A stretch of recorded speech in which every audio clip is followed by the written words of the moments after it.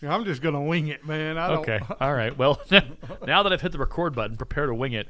Okay. For our opening, I don't even know what to talk. Okay, this is my favorite topic.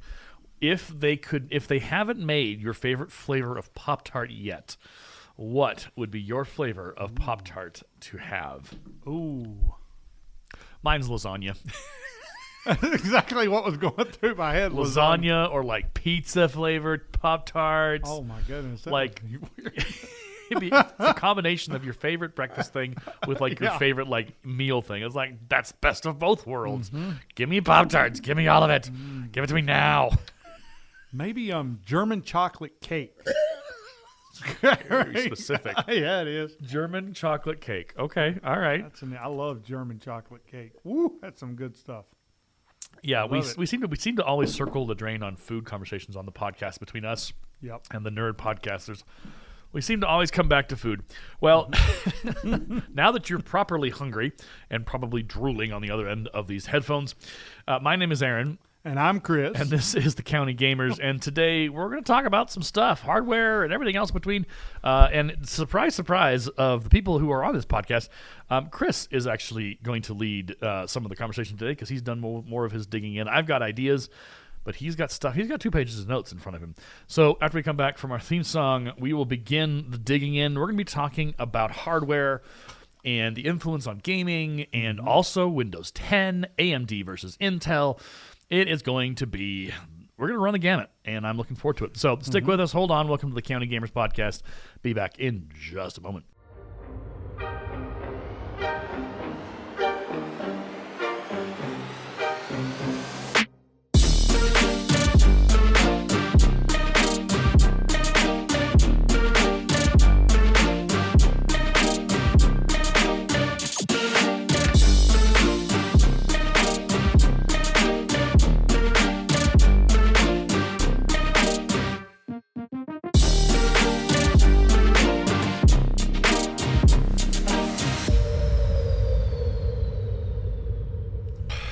Okay, well, welcome back to the podcast as we sit here in Fort Morgan, Colorado, 77 miles northeast of Denver. The county of Morgan, a town of about 12,000 to 13,000 depending on the day, and a county of about 29,000, which is why we call ourselves the County Gamers, because we live in a small town, at least what people outside of our little small town think of us as. You talk about Denver in the millions. You know, the Springs probably in a million plus at this point. Like all the major towns around us within spitting distance or moving distance, aside from Sterling, you know, are the big ones: Aurora, you know, Brighton, you know, all that kind of stuff. So we are the County Gamers, and today is an interesting cornucopia of topics. It started with me and Chris going back and forth this morning, being like, what are we going to talk about? And me going, I don't know. And him going, well, I've got an idea. And I'm going to pull the messages up because I'm all about like realism as a part of what we do here on the podcast. And he said, maybe we can talk about the impact of hardware on gaming. And that was like a button pusher for me. I'm like, oh my gosh, yes. And then maybe the difference between AMD and Intel. And then some of the effects of the Windows 11 has been having on has on gaming on the AMD platform. Yeah. So let's start. I'm almost coughing into the microphone. I don't have any of the particular variants right now. Just to be clear, it's a bit of a coughing fit. Okay. You don't have the vid, y'all. I got nothing. I'm just. It could be. I'm like old, but I'm not really. Like I'm 39 years old. I'm not like, you know, in that situation. So let's start the races off with the impact of hardware on gaming. Yes. Where is our context for where we're starting for, which you've got on your side? Okay, so on my side, my introduction is sort of talking about, so when you say the impact on gaming that hardware has, hardware can make, they can make or break your gaming experience depending on what you're playing. Right. Like No Man's Sky, you play that game on crappy hardware and it's going to suck. Yeah. Like it's going to be jittery and all that kind of stuff. So then I started thinking, well, okay, well, how can I take – now I literally came up with this idea in 10 seconds. Yeah. It literally just popped in my head. You were doing better than I was this morning because I had nothing. It just popped in my head. So I don't So we're going to wing this. So, so what I started thinking about was all my experiences with hardware. Yeah. So, for instance, AMD. Yep. I've owned one Intel machine. Really? And yeah, one. What? I've owned one. One Intel machine. Yep. And I hated it. Oh, time to go. Yeah, time for class, apparently. And so when I started looking at machines, I've looked at AMD. And for years, AMD was kind of the lag behind. Okay. They were kind of the ones that nobody wanted to get because they were a lot slower. But now, with the invent of the Ryzen series processors, and the Zen 3 architecture, you see a lot more AMD out there. You see a lot more machines and people promoting the AMD experience. That's interesting because I've only owned Intel in my life. This computer that I actually have, the laptop that we're recording this on, what I call the studio laptop. It's because I have an AMD Ryzen 56. What is this thing? I got to read this really quick. AMD Ryzen 5000 Series 5. Woo, yeah. So but that's the first AMD machine I've owned. My other laptops were always Intel Celeron, Intel Pentium, Intel whatever's, like all the Intels, because that's what I grew up on. Like my parents, my dad, he was a programmer, not a computer gaming program. Sorry, he was a business programmer. Like he programmed. He programmed software for businesses. Let's try and get that out straight.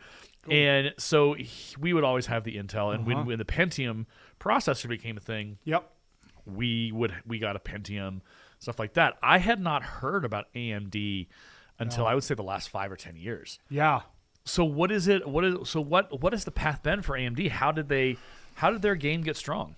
I believe it started with their CEO. They got a new CEO, a lady. I can't remember her name. You can look it up if you want. That's why I have the laptop in front of me. But she is brilliant, man. CDO of AMD is Lisa Su. Lisa Su. There you go. So she was she came in. Does it say when she actually started with AMD? She started with AMD. That's the bell. We're back in class again. Back in class. Yep. Good grief. The fun thing about Google, and I tell this to my students, is that Google is like great, but it's also terrible. So she has been the president and CEO of Advanced Micro Devices, also known as AMD, since 2014. There you go. That is a heck of a long time. It is. That's what, 7 years. 7 years, yeah. That's crazy. And that's about the time that the Ryzen started to become a thing. It was a couple years after that. So she took the company, because you know as well as I do, if you have somebody that sucks at the top of a company or anything, the whole company is going to be steered in that direction. Okay. Their vision, she had a vision of making AMD what it should have been the whole time. Okay. And so that's where the Ryzen series came from. They based it on a new architecture called the Zen platform. Okay.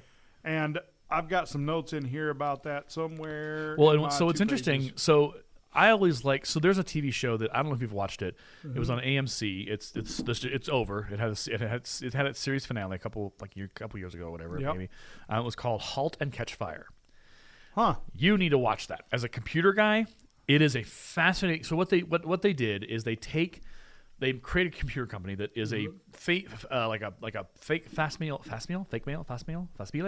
I don't know how you say that word, and I'm an English major, but it's basically a copy of of a computer company back in the day. It's a copy of IBM, like it's a competitor. It's like the Compaq to the HP. And so what happens is that you have your cast of characters, and they start with the pre-Macintosh, and they're developing their own IBM compatible. And for those of you in the world who have no idea what I'm talking about, oh my goodness, so IBM was the powerhouse. They were the originator. They were the masters of disaster. They ran the PC market. They did. What happened is people figured out how to make computers IBM compatible. So when you hear that phrase, that's what that means, is they figured out how to crack the code or crack the system and make computers that were IBM compatible, because the first PCs really for the home market were IBM. And so IBM became, and unfortunately IBM, they're still around, but they are not the powerhouse that they used to be. Like there is it's a crowded market of computer producers out there. It's gotten smaller obviously in the last 10-15 years because HP took Compaq and gobbled it up and everybody else, but you've got some jump starters still hanging around, still making some shifts around here. Anyway, so Halt and Catch Fire follows the computer world from the pre Macintosh, the IBM compatible days, all the way up to the launch of the Mac, all the way into like Commodore and all. Like it tracks to like the BBS days where you would dial in a modem and play games online. Yeah. And it tracks all the way to the point where at the end of the show, spoiler alert, they reference Amazon.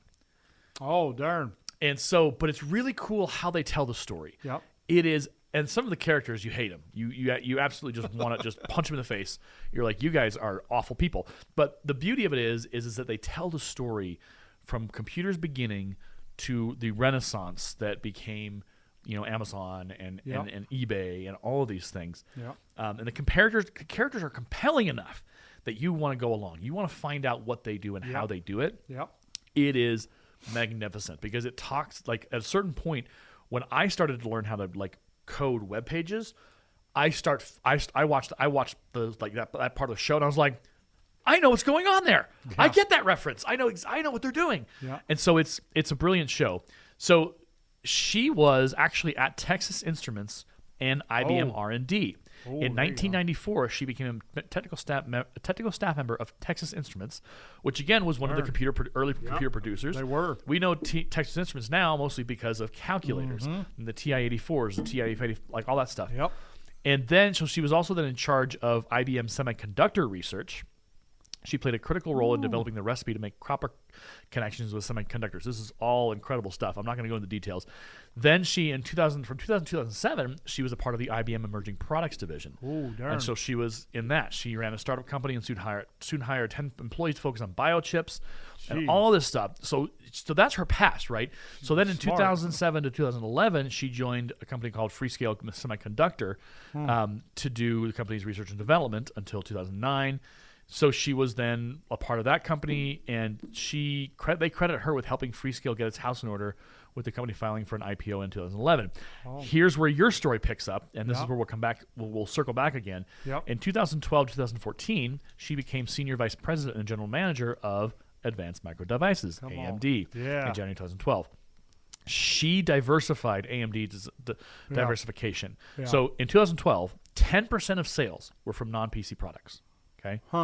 Then in 2015, roughly 40% of AMD sales came from non-PC markets, such as video game consoles and embedded devices. That lady's brilliant. So they presented a long-term strategy for the company to focus on developing high-performance computing and graphic technologies for 3 growth areas: gaming, data center, and immersive markets, immersive platform markets. Yep. So she has been at it, and in 2017. The Ryzen shows up. Darn. And again, a part of her drive with the company is to innovate, to constantly be reinventing, to stretch the distances. And so, the Ryzen CPUs have received favorable reviews because they highlight their high thread counts at prices drastically lower than those of Intel's, especially in high-performance computing markets with AMD's Ryzen Threadripper line of workstation processors. Oh, yeah. She is the first woman ever to top the Associated Press's annual survey of CEO compensation. Her 2019 pay package was valued at $58.5 million. So when we talk about Lisa Su, who is in charge of AMD, she's not just rich, but she is like genius level organizer and brilliant tactician in the markets. Yep. And it started when she was at Texas Instruments and IBM. The Halt and Catch Fire series, the characters that we meet, they come from the TI world and the IBM world, and they interact with it. So it's cool talking about this stuff, but if you have the chance, find it. I think it's on AMC. You can get a digital whatever pass or whatever for it, and it's a lot of fun. It's like 4 seasons long, and it is engaging and brilliant. So we circle back now to the AMD Ryzen where you were at. So let's pick up back where you started us off on. Okay, so here's what I found out. So I used to think that AMD was cheaper. Yeah. But now AMD is no longer cheaper. Intel, their newest processor, the Alder Lake. Yep. So so to give you an idea, y'all, for anybody that doesn't know these things, so they have to have an architecture behind whatever they're doing. It has to have some form and function. And so Ryzen likes lots of power, but they make it efficient. So it has a lot. So like my processor is 8 cores, 16 threads. Right. So you can perform 16 tasks at one time. Which is pretty good. But Intel goes a little bit different way. Y'all don't get mad at me. Intel copied Apple. That's what they did. Imagine Shocking that. But true. That's Shots fired. That's why I like AMD, because they innovate their own way. They do their own thing, and I love that. So the Alder Lake has high performance cores, and then it has some low power cores for efficiency. That's exactly what the M1 chip does. Okay. So that's kind of where I'm at on that. So then, also the good thing about AMD is for gaming, you buy a motherboard. Let's say you decide to buy a motherboard, right? Okay, they have a 500 series and 400 series for the Zen 3 architecture, which is what they're running right now. You can update your BIOS and be able to run that processor. Intel doesn't do that. Really? They do not. No, they do not do that. Why do you think that's the case? Because Intel's stupid. Well, your logic is just infallible, Chris. I know, right? They're stupid. We're done here. Let's go home. Intel, you're dumb. You're done, son. Get like, okay. So Intel doesn't innovate like they used to. Back in the day, they were the leaders. They brought the game. The Pentium, the Intel Pentium. That was like that. They're in my world, in my life. There is the like original processor. So here we'll dig into Wikipedia for a second. So the Pentium is a microprocessor that was introduced by Intel on March 22nd. If you can believe it, in 1993. It was first compatible with the 80486, which I owned. We had a 486DX266, but was very new and very different microarchitecture design. So they were the first performance clock speed of the Pentium processor from 93 to 2000 was 600 to 300 megahertz. So that was it. The successor, however, is the Pentium 2. Ooh, I remember that. That's when things get interesting.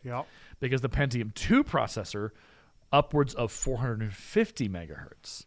Darn. And so now we have the Pentium age. So Pentium 2, Pentium 3, and I remember this. I remember the new Pentium 3 processor. It's coming, it's going to change your life. So you go from 300 megahertz to 450 megahertz, and that's a leap. That's huge. Now we look at computers today. Oh, I can get a 2.3 gigahertz machine. Oh, I can get a 2.4. The difference is 0.3. You don't really see it because again, it's you're so used to it moving just fast as can be.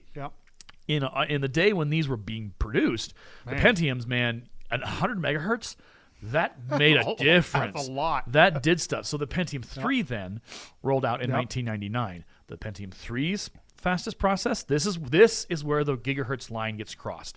So maximum CPU clock rate was 400 megahertz, upwards of 1.4 gigahertz. Ooh, this is when it got exciting. So it started. They launched it in '99, and it was discontinued in 2007. And then we went on into the Intel, the Pentium 4, the Pentium M, the Celeron, and we'll get through that in a second. So I remember the Pentium 3, and the Pentium 3. I love Intel's quirky little designs. So if you go online, you Google Pentium 3 Intel Inside logo. It's the Pentium, and then the 3 slashes, and there's exclamation. It's 3 exclamation points. So Pentium 3, you're oh, okay, I see what you did there. So upwards, and I remember my first understanding of what gigahertz meant. I was wait, 1,000 megahertz? Are you serious? That's a lot. As a kid, as a 5th and 6th grader, our computer in our house, 486DX266, so 266, so maybe 100 megahertz. If that, you're now telling me I can get a machine with 10 times the processing power that I had in my little house. And the Pentium and that, so then there was the RAM. And the RAM started expanding. And you had the innovation of graphics cards, which we're going to get to here in a second. We also had sound cards becoming more innovative. Now you remember the days of MIDI, right? MIDI files. Oh, I do. And they were I want to go back to those because some of those were legit. The way that they were created and composed is they actually did sound like an actual orchestra. They sounded good. They did. But because we didn't have the MP3 side of things yet, we still Napster hadn't shown up. File trading wasn't those things didn't exist at this point. Yep. And so you had these MIDI files for your for music, and you could go and download those from websites and things like that.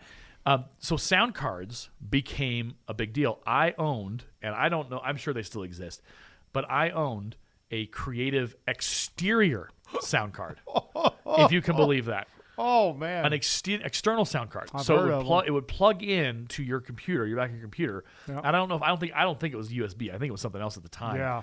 But you would plug it in, and that would be your sound card, because sound cards were expensive, and They were. you didn't have enough slots in your motherboard. That's right. For a full strength sound card sometimes. Yep. So you instead would get the external sound card, which would then hook up to your computer and process the sound, and would sound awesome. Yep. So there were external sound cards. So all of this in this just crazy time, everything's kind of just moving so fast. Gaming is changing, graphics cards are changing, processing power is changing. So then we had the Pentium. The next thing, we had the Pentium 4, and there's no logo on it. They're like, screw it. Yeah, No, So this one had, and this is where we crossed the 1.3 gigahertz, and we didn't stop. So the Pentium 4 was 1.3 to 3.8. Holy crap! Now here's the thing though. We talk about thread count. We talk about the complicatedness of today's processors. Yeah. If you stacked up a Pentium 4 against a processor with RAM, there would be no contest. Today would win. Because mile. Yeah, because there was not, we didn't have what we had then, right? Yep. We have those incredibly powerful processors. Yeah. Where miniaturization has really helped us out. Oh, it has. Yeah. And RAM has become more of a miniaturization and more capable, and RAM innovations are happening at least every 6 months. They're coming up with faster RAM, faster processing, and your motherboard. So your motherboards from 2000 to 2008 could not even hold a candle to today's motherboards. On top of that, you have the connections that connect everything, right? Yep. So the connections that from that day and age, because I tore apart some of those computers back in the day, the connections of how the unit, like the CD player or the whatever, are connected, they were slow.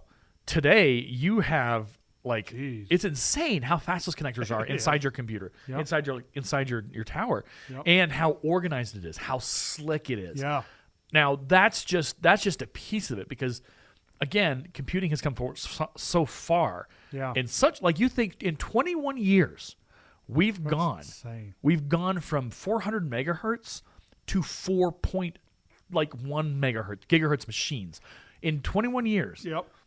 We've gone, what is that, 440 times? Yeah, 40 times. 40, I don't even know, 400, because you had 40 gigahertz, or no, 400. So 100, 400, I can't do math in my head. It's a lot. It's and it's extraordinary Yeah. in just 20 short years. Yeah. Where we've come and how we've gotten. Oh, that's so crazy. the Pentium 4 is where that, and then it starts to get into the Pentium D and all the diversification of the Pentiums.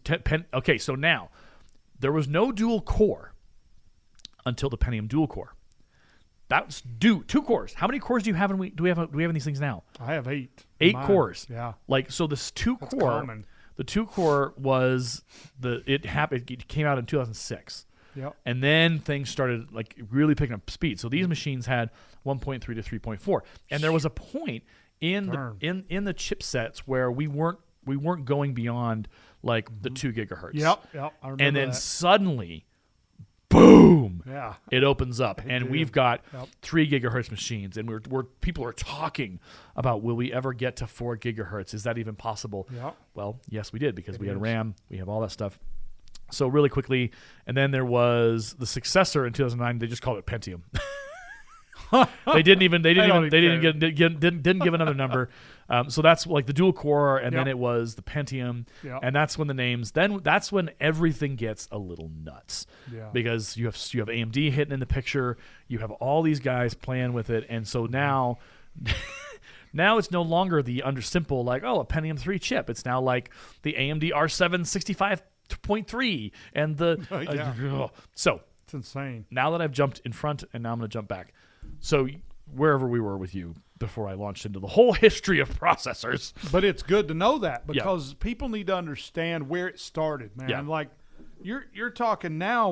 My processor will do 4.8 gigahertz. 4.8. That's nuts. That's insane. Yeah. And like when I launch into a game, when I launch into Warzone, y'all need to play it. Yep. It's I can run everything on ultra graphics. Yeah. And it just runs the darn game. Yeah. I don't have any issue. I run it like 90 frames a second on ultra. Think about that. And like I had a machine. So the machine I had before was it was a Zen 2 architecture from AMD. Okay. And so I would run that one, and I was running the Titan Black. Mm-hmm. The Titan Black would barely hit 60 frames a second. Really? When my dad bought me the computer I have now with a 3060 in it, I can hit 90 without even it don't even breathe. That's crazy. And that's about 7 years, 8 maybe. Yeah. Is when the Titan Black came out. So think about that, y'all. I mean, you're looking at maybe 8 years. Yeah. And it made that big of an improvement. It's like 10 times better. Yeah. That's crazy. You think I think about the first graphics cards that they produced, and you look at them now and you're just like, oh, what? What? This is what we had. I am trying to remember. I don't think I had a graphics card in a computer until I'm trying to remember this. So in high school, of course, no. In 2001, when I graduated, we didn't have graphics cards. That just wasn't a thing. And then I went and worked and did stuff and like traveled to the Philippines but I never got back into gaming per se until I got a laptop for Christmas one year or something, and I could play The Sims on it relatively well. But I couldn't game like. I couldn't play The Division or like those level games. Like I could never 3D game because if I tried, it was bad. Oh yeah. And I think my first purchase was like 4 years ago or so of like of an actual computer with a graphics card because I always had. No, it would have been longer than a couple of years ago. I'll have to look here real quick, but it was like getting a desktop machine with a legit graphics card. Was like my world was like opened. It opened. I could now play all these games. My Steam like list of games that I had pre and then post. It's insanity how many more games I suddenly was able to play because now I had a graphics card that could meet the needs of my processor. That's right. Exactly. And that's what people I think forget is that you can have a great graphics card. But unless you got the processor and the RAM to pull it together, that's right. You're gonna either overwhelm or it's gonna stutter or it's not gonna. It's like when you have a stream of water down and it's raining and you look outside and you see the water running down the sidewalk and stuff. It's like if there's stuff in the way, the water gets slowed down. That's exactly right. And you gotta clear out the trash or if we're talking about like the stuff on your roof with what are those things called where the water goes down the thing? The gutters. Thank you. Oh my God!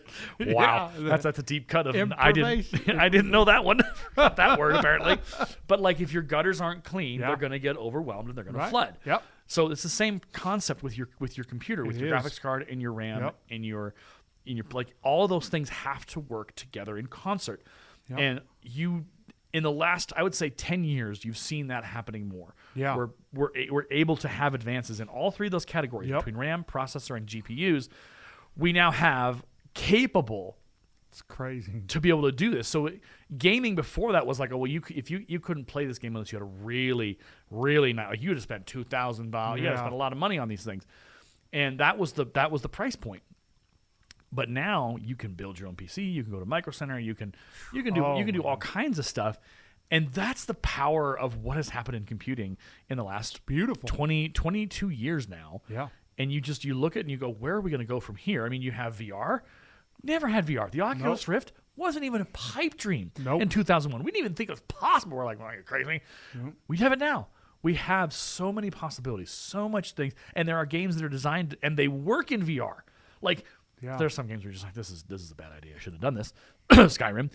So Skyrim VR is hilarious to watch. It's just like, oh, you got to be kidding me. This is a bad idea. Oh, yeah. But there's games that have been made specifically for the VR world that are just seamless. They're phenomenal, So we look at the past and we look at where we've come from, and Like it's mind-boggling where and how what we've created. I keep interrupting, but what else? That's crazy. It's crazy. What else we got on your GPU graph? Like what else did you have in there before we lurch around some more? So the next one, next point I want to make to y'all, if you're wanting to build a computer, the CPU is the key. Okay. Because the CPU determines the bus speed. Okay. It determines the RAM speed. Okay.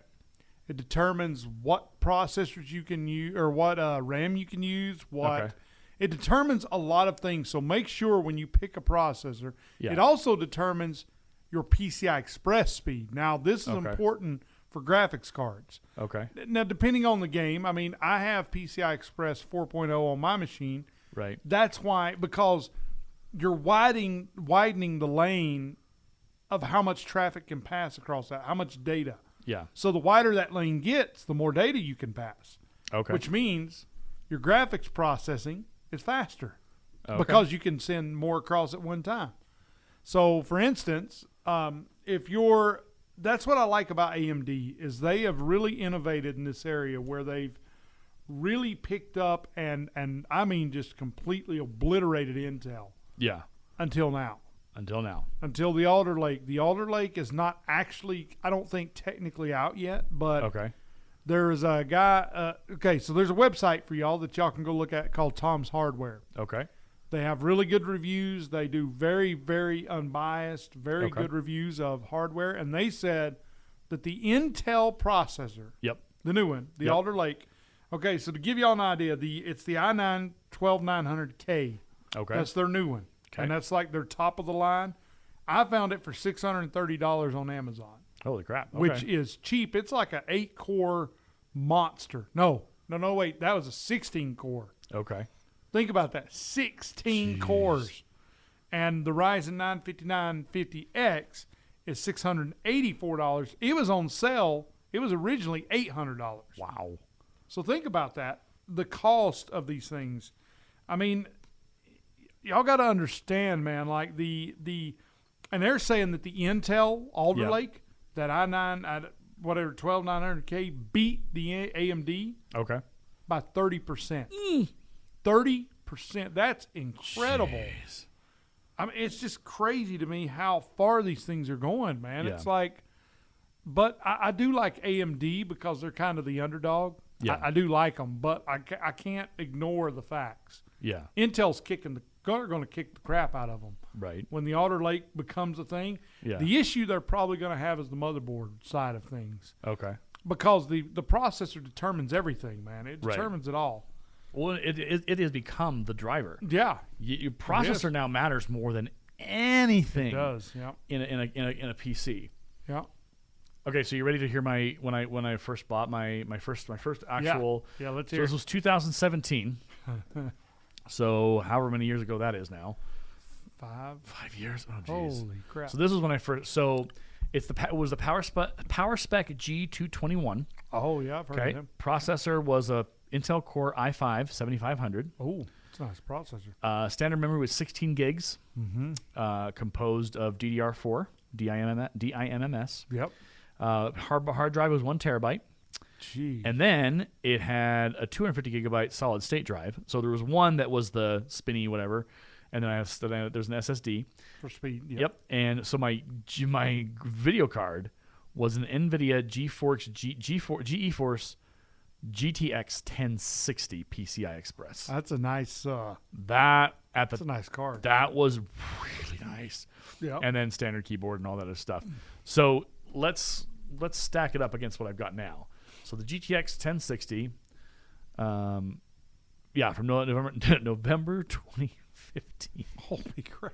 That's an old school. That's a long time. That's a bit of time ago if we're being honest with ourselves. Yeah, it is. Let me find my other one because that one died, and I then had to go get a new one because we were in the middle of remote learning at the time. Oh yeah. And I needed a computer that was going to do the job. So I had to go do that. So there it is. So May 22nd, 2021. Nope, that was the desktop. Okay, so the computer that I have now I'll open that up real fast. We'll take a look at that. Yeah, let's look at it. And there's that one. And then there's the H Pro. Nope, that's refurbished. There it is. Power spec. I found it. I got it. In 2020. So this was before the shortage hit. Yep. This is before all hell broke loose and everything went to south. Yep. So the power spec G357. Okay. Yep. Intel Core i7 9700. Oh, shoot. 3.6 gigahertz. NVIDIA RTX 2060 6 gigabyte GDR6 and 1 terabyte of SSD. So it's a beast, and it still does the work that it needs to. It's an 8-core. So the Intel Core, I've always known Intel, right? Yeah. So then what I did is for the studio PC is when I got this guy, and they are sold out. They still have it. I don't know if you can actually buy it still. But yeah, this guy has an AMD Ryzen 5 5600 3.3 gigahertz processor. It's a nice processor. The graphics card in here is an NVIDIA GeForce 1650 4 gigabyte GDR6. Jeez. And then there's 8 gigabytes of RAM in this sucker, and then on the 512 gigabyte solid state drive, et cetera, et cetera, et cetera, et cetera. So it's like there's some good, but this is the difference. Yeah. This is what changed in the world, because this desktop, this laptop that I have now, I only had to pay $700 for it. That's cheap. And I don't know how. I think it's because it was low RAM. I think it was because of the AMD, and I think because people would the graphics card isn't that great, but it's pretty solid. It does the job. I think maybe because of the lower RAM issue. What is it? 8 or 16? It is the RAM is 8. That's still enough. I mean, if you're just doing this, it might be because of the 512 gigabyte solid state drive. It's not it's not a big drive. Yep. But this was also back when AMD wasn't really. I mean, it was good. Yep. But Intel was at the time the major player. They were, and they were more expensive. And so what I think part of the conversation that we had earlier about AMD is AMD used to be the cheaper alternative. They were. Now since 2021 and even 2020, they're starting to rack up because they're good. And they were good before. They were, yeah. But now it's okay, AMD's a player in this Intel race. Yeah. It's gonna cost us some cash. Do we want to look at how much a gaming PC from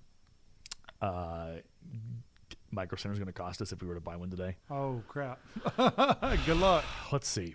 All right. The base that you have to reserve now is an HP Pavilion TG01 2360, AMD Ryzen 7 5700 3.8. It's a nice one. The GeForce RTX 3060 12 gigabyte and 16 gigabytes of RAM. That will run you $1,149. It's not bad. It actually isn't, I think the reason why it's so cheap, and you're gonna have to, I'm gonna insult HP and compliment at the same time, because it's HP. People don't like HP. People are sometimes are not fans of HP. Yep. My laptop is HP, so please don't don't think ill of me as I speak against you. But in HP, sometimes people don't like it. They're like, it's too corporate. So then when you go down, you start looking at the power specs, which is a Micro Center brand, an AMD Ryzen 7 5700 3.8. Oh, they're the same. Oh, no. It has. So this one has a 3060 Ti, 8 gigabyte, and 32 gigabytes of RAM. This one's about $1,600 for a power spec G708, and that's high end. And then it goes up from there. So did you just hear what you said? You said that the 3060 in the first one was 10 gig. 12 gigabytes. 12 gig. So it's 12 gig. Right. But then the GeForce 3060 Ti is 8 gigs. Yeah. Which is weird. And it's like $600-700 more. But I think it's also because it's the Ti. Yeah. But there's also 16 additional gigabytes of DDR4 RAM. That could be it. Yeah. So what they're trying to do is they're trying to get you, go for the 3060 Ti. Yeah. It's not as much. You're trading on the RAM in one part to robbing Peter to pay Paul. That's exactly right. And I don't know if I would buy that machine particularly because it doesn't sound like. I would look more at the. I mean, again, forgive me, but I would look at the HP and go, I'm getting 16 gigs of RAM there, and I've got 12 gigabytes RAM 12 gigabytes in the NVIDIA. Okay, I've got it's that feels better to me. Yeah. And then you go down to like the PowerSpec G4039, and it's a Intel Core i7 12th Gen, 3.6 gigahertz, NVIDIA GeForce 3070 Ti, 8 gigabytes, and then the RAM is 32. So it's interesting that some of these like high-end priced units, the graphics card RAM is lower, and maybe that's just how they're built. I don't have a great understanding of the GPU market, but it's like, wait, you had a 3060 with 12 gigs. Is it because the Ti only has like why? What's the change up here? What's going on with that? It's the speed. It's the speed. Okay. It's the speed, yeah. And then there's a machine, the top machine, the PowerSpec G901 is a AMD Ryzen, and here's the only. So there's three Ryzens actually on this list. Only one of these computers has an Intel. So the AMD Ryzen 9 5900X 3.7 gigahertz, and then it has the RTX 3080 10 gigabyte, and then 32 gigabytes of RAM. So if you have $2,500 to spend, which I don't think either of us has, you could get that PowerSpec G901 gaming PC, Good Lord, which is a powerful machine. Like those numbers don't lie. I ain't playing around. Like that's gonna last you for a while. But it's very interesting that those are the gaming PCs on offer, and you are able to choose between the AMD Radeon and the Intel Core 7. But it's interesting that shopping all of the 4 gaming PCs on offer, out of all 4 of them, 3 of them are AMD Ryzens. One's an AMD Ryzen, two are AMD Ryzen 7s, one's an AMD Ryzen 9. There's a 3060 in one, 3060 Ti in the other, 3070 Ti in one, and then a 3080 in another. So it's all NVIDIA graphics cards. And then the RAM runs anywhere from 16 to 32. And actually what's interesting is the HP is the only one with the 16 gigabytes of RAM. Every other machine has 32 gigabytes of RAM at its base. Oh, yeah. That is really interesting. I did some research, too. Okay. What you got? So the 3060 Ti, so check this out. Okay. So it's the NVIDIA CUDA cores. So the CUDA cores is where, so you know how you have quad core, 8 core? Yeah. That's where the CUDA cores come in. It's actually used for processing. So the more of those you have, the faster the processing is. So the Ti is 4,864 CUDA cores. Okay. Whereas the plain 3060 is 3,584. Oh, okay. But the boost clock is faster on the 3060 rather than the 3060 Ti. Huh. But everything else, and the 3060 has more RAM. Yeah, I was going to say, it's got 12 versus 8. Explain that. It's because the CUDA cores, the amount of processing power, it has more processing power. Does that mean, though, that it's going to be better? Yeah, that's a question. I don't know. Do you want to take $1,150 risk, or do you want to not have that? Because again, and there's been a lot of YouTubers online between Linus and a bunch of other guys that I watch, who have basically been kind of beaten up on NVIDIA. Yeah. Because NVIDIA, the game that they're playing is, look at our newfangled thing. Look at our pretty little shiny thing. Yeah. And it's like, look, just make what we need. Make what gamers want. Yeah. Don't play your own game. Yeah, play the game we want to play. Don't do this. This is dumb. You are making it far more complicated for yourself and for us as consumers. Yep. And eventually, somebody smarter than NVIDIA is going to come out and challenge them to this game. Intel. Yeah, and I'm sure Intel will, because they've already made one. Yeah. I think I've heard about that. Yeah, they made a graphics card. Yeah. Okay. So that's the thing is that you the danger with computers today, and it's the same danger that the computer gaming world has experienced. Yeah. Is for the longest time the big houses like EA, Blizzard, Activision, all these guys, they were the big daddies. They had all the licenses, and they could make whatever they want, and you had to go and buy it from a box store, and they controlled the network. They controlled the market. They controlled everything. Yep. There were no independent shops, and if there were independent shops, they were usually local, and they really didn't have the reach beyond their little communities. Now, in 2022, in 2021, 2022, you've got people on Steam who are independent gamers using Patreon and Kickstarter to fund their games and create some pretty worthwhile games. Yeah. There are some seriously incredible games, both that have come out and that are coming out, that are made by independent developers and developer teams that are able to produce the level of EA, the level of Blizzard, the level of Activision. And there's no, like, you can't stop them. Like, they're making money, they're making profit, they're making impact in the gaming world. Here's the thing. The danger is the same for Intel and AMD and whoever else thinks that they run, and NVIDIA. Yeah. There are enough independent, like, markets and independent companies that eventually, or if they haven't already, they're going to challenge you. And they're going to make you hurt. Yeah. And I worry about this is because, like, NVIDIA is the masterclass in this, but they have made missteps in the last couple of years. They haven't put together really strong products. They're all about making that money and making that splash. Mm-hmm. And unfortunately or fortunately, depending on your perspective, consumers have a long memory. They do. And they will not forget and or forgive you. So, the next time I have the opportunity to buy a PC, maybe I don't buy the 3070 Ti.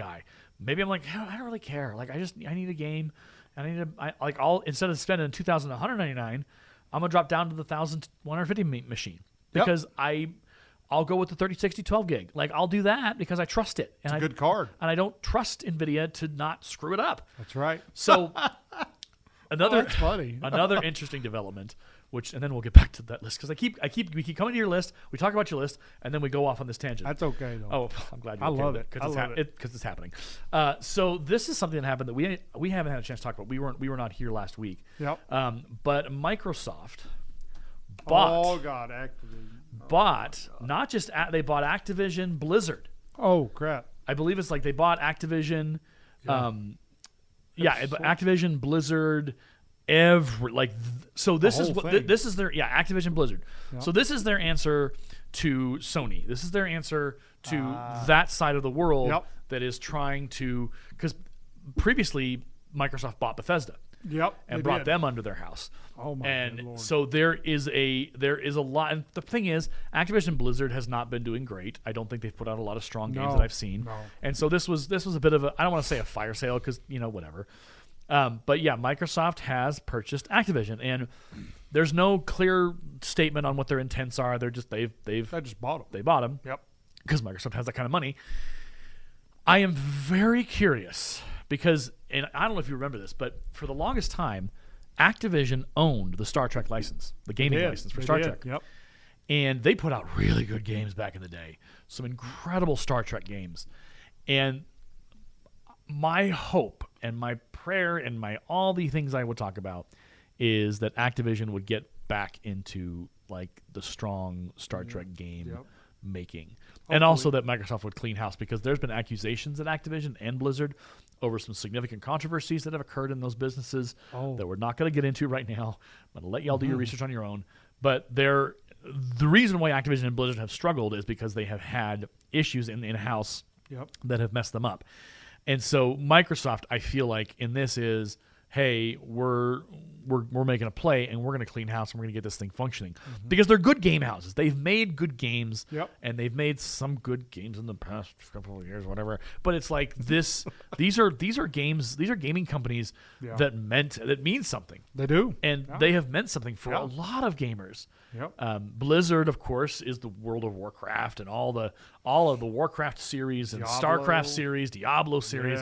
Like that is their sweet spot. And my hope and my prayer, and again I keep saying it, my fingers are crossed, that the purchase of those companies by Microsoft will allow those companies to return to their roots and to do what really they do well at, both design, story, and creation when it comes to games. Now, if someone would just take Maxis away from EA, I'd be a happy man. I'm still so mad about that. Maybe someday. Oh no, it'll never happen. No. The soul of Maxis has been scraped out by EA. They haven't made a SimCity game since the last one, like 5-10 years ago, that was a disaster. The new city, City Skylines, is now the king of the city builder platform. There is nobody in the world that has been able to challenge that at all. And it was funny when I'm gonna have to play that game. Oh, it's so much fun. And there's so many mods. Like the modding on Steam is incredible. The modding community for City Skylines is insane. It is so rich. It is so deep. I have a lot of fun playing that game.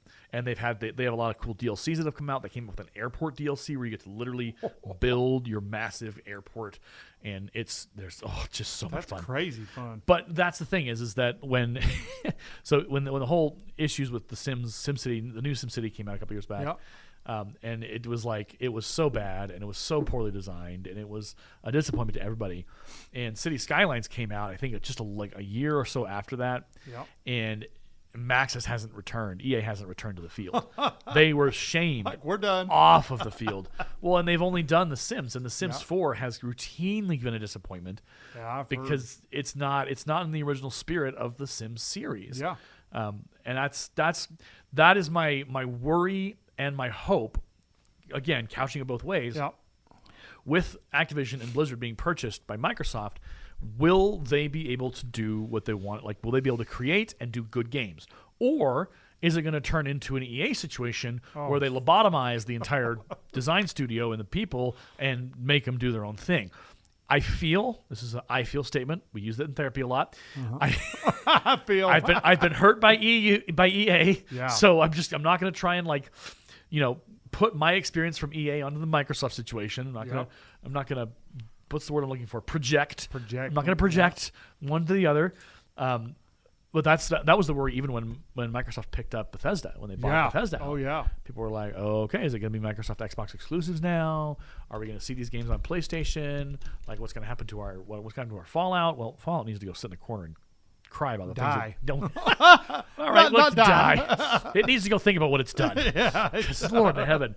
So, that was the concern and we still haven't seen Microsoft's answer to those questions. Mm-mm. We still haven't seen Microsoft go, "Oh yeah, no, we're going to take care of." It's been kind of meh. So we don't really know what's going to happen with Bethesda.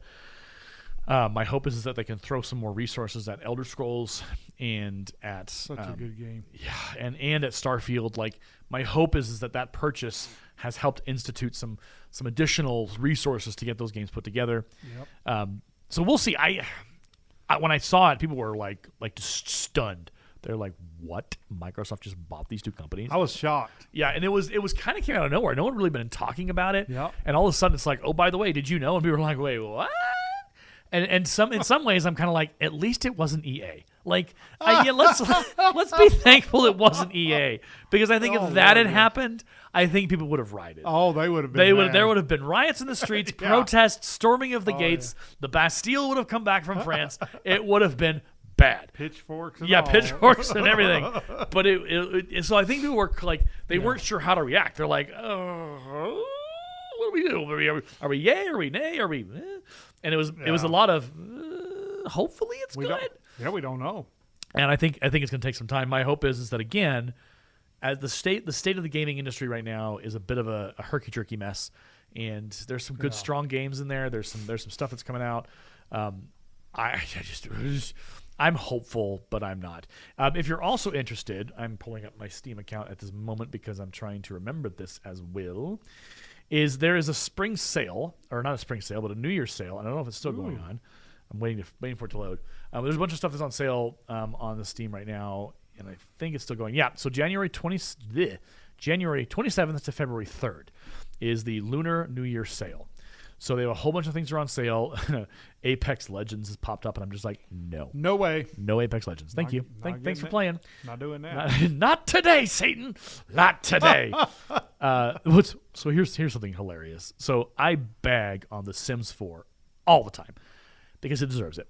And it's on sale for 88% off its cover price of $39. So you can buy the base game of The Sims 4 for $4.79. No, thank you. Yeah, no, not today. It's also interesting what games are like really cut down. Like Battlefield 2042 is 42% off. Didn't that game's terrible, isn't it? Yep, it's mostly negative reviews are on Steam right now for that one. So it's it's not been a good one.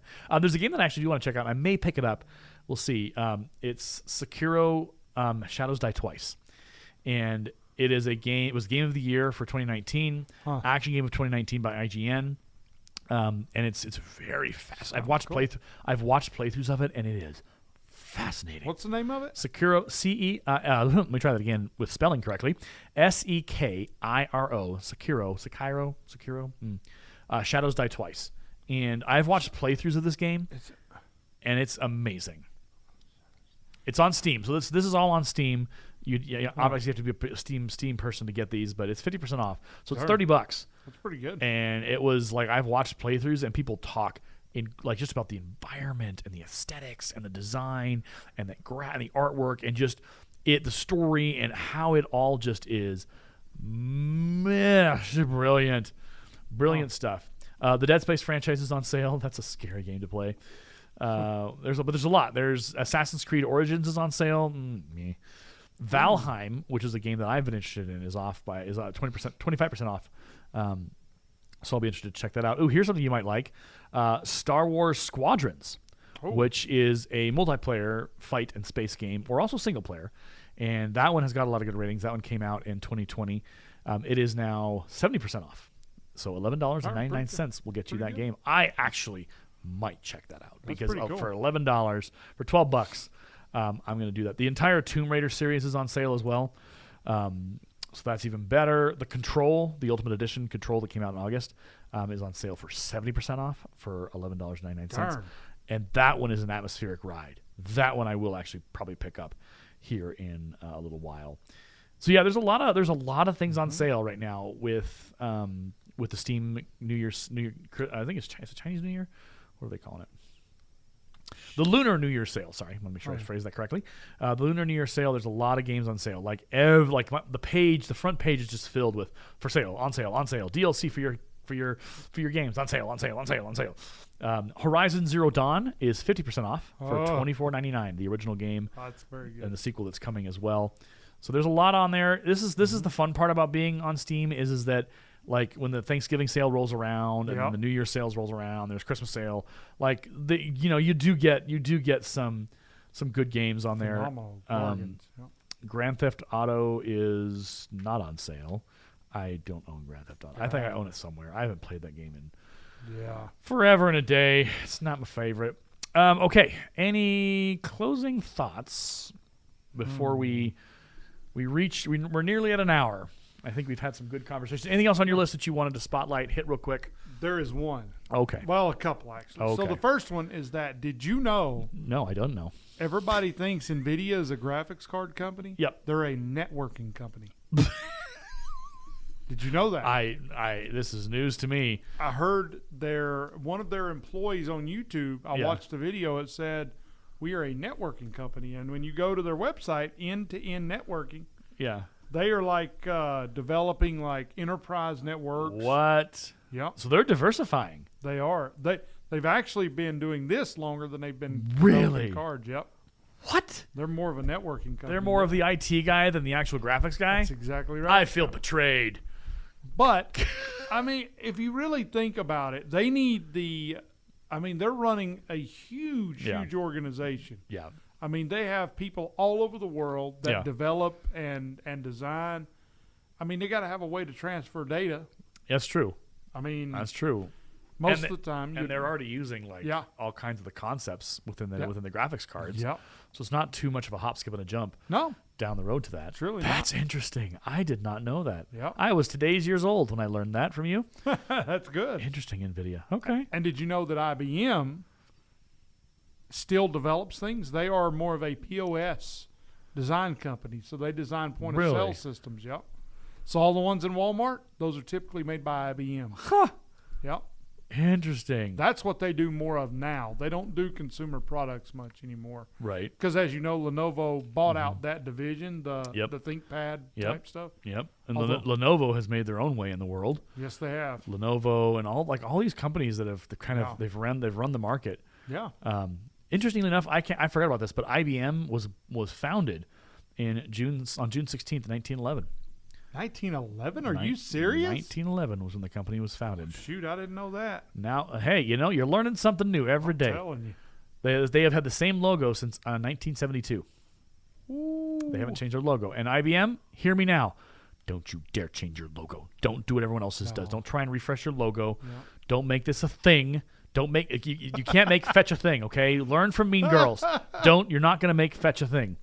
So yeah, it was founded in 1911 as the Computing Tabulating Recording Company and was renamed International Business Machines in 1924. What the hey? In 1924, they renamed it to International Business Machines. That didn't even exist in 1924. So in the 1880s, technology emerged that would eventually form the core of IBM. Yep. Joseph E. Pittrap patented the computing scale in 1885. They invented the dial recorder in 1888. Patented in what year was this? Herman Hollerith patented the electric tabulating machine. And Willard Bundy invented a time clock to record a worker's arrival and departure on paper tape in 1889. Dad, that's nuts. Genius. Their four companies were amalgamated in New York State by Charles Ranlett Flint, forming a fifth company, the Computing Tabulating Recording Company, CTR. The five companies had 1,300 employees and offices in plants in Endicott and Bingham, New York, Dayton, Ohio, Detroit, Michigan, Washington, D.C., and Toronto. They manufactured machinery for sale and lease, which is a lot of what IBM did as they transferred into computers. They made computers for lease, like they had corporate divisions. And again, the fascinating thing I always get a kick out of is how the IBM compatible thing, to bring full circle to the conversation that started us a little bit, is how the IBM compatible world just basically dethroned IBM. Like it took control. Yeah. And it didn't destroy IBM because obviously they're still around. Yeah, they're around. But it's very interesting to know that it blows my mind. So if you ever want to read the history of IBM, it's on Wikipedia, of course. Double check your resources, but they invented the hard disk drive. They invented They invented DRAM. Yep. They invented the UPC barcode and the magnetic stripe card. They invented a lot. They're a genius company. They were. They have a lot of that stuff. So they're a fascinating company. *Halt and Catch Fire* on AMC is a fascinating show. Fascinating because it does. I mean, obviously, it's creative licenses used to tell the story. Yeah. But a lot of what you see is really what happened with the gaming and the computing and the internet providing services. Oh yeah. ISPs. Back in the day, ISPs they run an ISP. They run so it boggles the mind what they do and how they tell the story. Okay, what else is on your list before we close out our day? I don't know. I don't really have anything else other than y'all be joyous. Yeah. Find your joy, I guess. And that's not to say that you should suddenly don't go looking for joy in your job. I mean, it should be nice to have it. But sometimes you got to work and you got to do things that they may not seem like they're joyful. Yep. But you as one of my friends, we were talking about this, I don't know, a couple of years ago. They said, work isn't always supposed to be fun. And sometimes it isn't. Yep. But he said, you got to find your joy in that work. That's exactly right. Because your joy is largely dependent on how you view it. Yeah. And how you feel about it. I would agree with that. What you do with it. And so, there are days where my job and any job I've ever had in my life, I'm 39 years old. I've been working full or part-time since I was 15 and a half. Exactly. All of those jobs, in that job history, there's been days in those jobs where I was just like, I don't want to do this anymore. I hate this. I'm done. Yeah. But then I came back the next day with a different perspective on things. You know, let me find my joy. Let me find my happiness. Let me find my hope. That's right. Let me find something here that will keep me going. And 95% of the time, I found something that would keep me going. And sometimes it was computer games. Sometimes it was gaming. Being able to go home and play WWE 2K, whatever, and played Skyrim on my aging PS3 or my PS4, whatever it was. Yep. So there's always you gotta find what makes you happy. You gotta find what makes you helps you get through, and be joyful. I think it's a great way to end. Well, it has been a pleasure and an honor and a privilege and all those other things that we talk about on the show. My name is Aaron. And I'm Chris. And this has been The County Gamers. We are going to probably go, not probably, I think we're going to make this decision now. We're going to go to a bi-weekly recording. So we won't record every week. We will record, so we'll be off next weekend. And then we'll be back again the week. So we'll just every other week we'll be in here recording. If you have ideas, if you have suggestions, if you have something you're like, hey, you guys should look at this, or hey, I'd be curious to see what you know about it, or what you're, because we are not old gamers, but we're old school gamers. We're the old gamers from the IBM 1911 or 18, whatever when it was formed. Oh, that was delightful. That was so funny. Yeah, it was great. That was good. That's going to replay in my head over and over again. So if you have something that you're like, I'm curious as to what your thoughts are on this, because we do have thoughts on a lot of things, feel free to email the show, adelayedteacher@gmail.com, and we'll be happy to take stuff on. And we will see you in 2 weeks. And I'm suspecting that we'll have some games to talk about, Yep. and we might even have some more things to talk about with the graphics cards. Because what I want to do is I want to find those graphics cards that aren't around anymore, or like graphics cards companies that like tried, but they just couldn't quite keep up with NVIDIA, because I know they're out there. Yeah, they're out there. And that'd be kind of fun to do. So I would. It'll be an experience. We'll see you in 2 weeks. This has been The Counting Gamers. Have a good rest of your week. Oh, yeah.